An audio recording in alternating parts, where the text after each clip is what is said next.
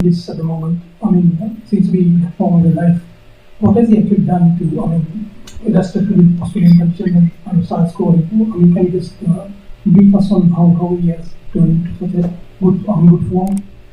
Well, we saw the same form during the Asia Cup as well. He scored quite a lot of runs, and I think the last couple of series he was shifted from number 4 to open the innings, and that has made a tremendous effect on his batting. So his roles are defined, and it seems to be working pretty good for him. And also, the team seems to be sort of not really affected by the injuries. Is that sort of you have to play behind you all, and you are concentrating on that you are coming with anyone coming into the team replacement? I don't exactly say that, but obviously losing someone like Dushmanta Chamira and Dilshan or Dushanka was a big loss for us. But luckily we had a couple of replacements in like Kumar and Victor Fernando coming in and bowling really well today as well as the game before. Batting wise, I think it would be nice to have Beckham back. But we got very good replacements to replace Beckham, and we push Dhananjay December to open, which seems to work really well. And of course, Charita Sananka batting in 3 wickets, which was his usual position before he got dropped from the team. So is he okay for Australian match in 2 days? We hope so. So we've given it 4 to 5 days, and hopefully he will bat on the next practice session before the game, and we'll make a call of that. And what what do you take out of this game for the more tougher one coming up in 2 days time against Australia? We got to do our basics right. That's number one, which we have been doing in the last couple of games. And batting, bowling, fielding, we need to raise the bar, because from now on we'll be having a couple of strong games to play, and we have to, do less mistakes and play our A game.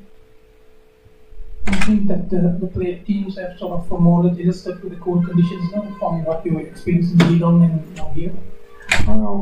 Yes, it's something they have been here for the last 20 days. We came early and for climatization, and I'm sure there's something that which is not in their control, and I'm sure they're not thinking about it.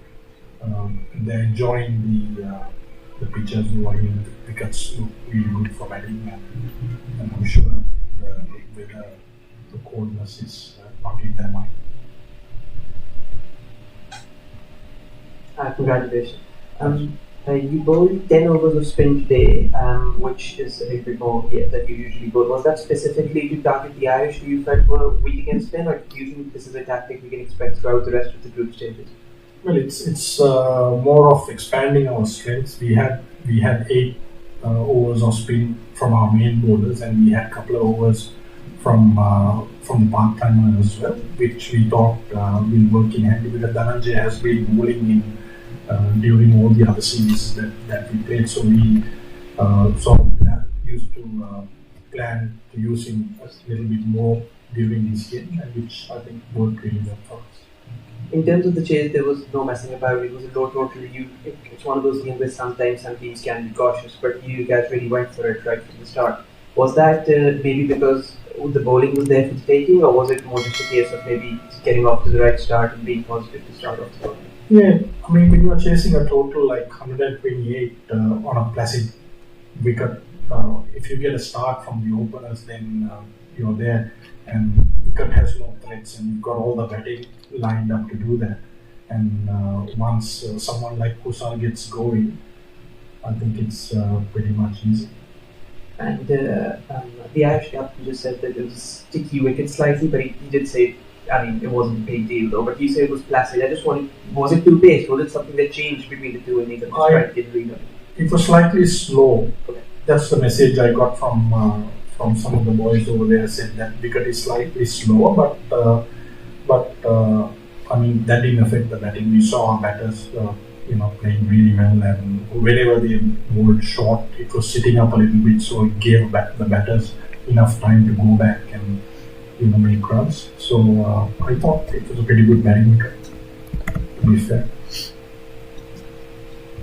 Thanks everyone. We'll move on to the Zoom. Umesh, you can go ahead. Yeah, so my question is that Kusal Mendis played very brilliant today, and he was excellent today. Kusal is so the match ended in Sri Lanka won by a massive mark. But as the tournament the group stage will proceed ahead, so am I audible? Yeah. So, hello, am I audible? Yes, we can hear you. You can continue. Okay, so my question is that as the this will further proceed, so how is Sri Lanka capitalize on Kusal Mendis, and if somehow at the moment the top order fails, so is middle order enough stronger to cope up with the things? Is your middle order strong enough? If Mendis fails, Yeah.